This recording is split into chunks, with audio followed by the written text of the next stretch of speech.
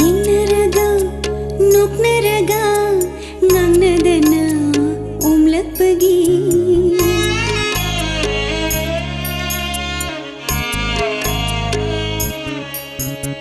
Yenaraga, nuknaraga, ngangnadana, umlapagi.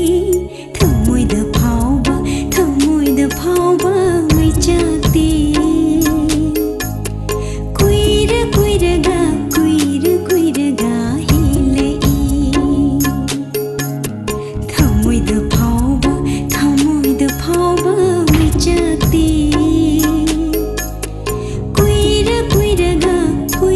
Kuiraga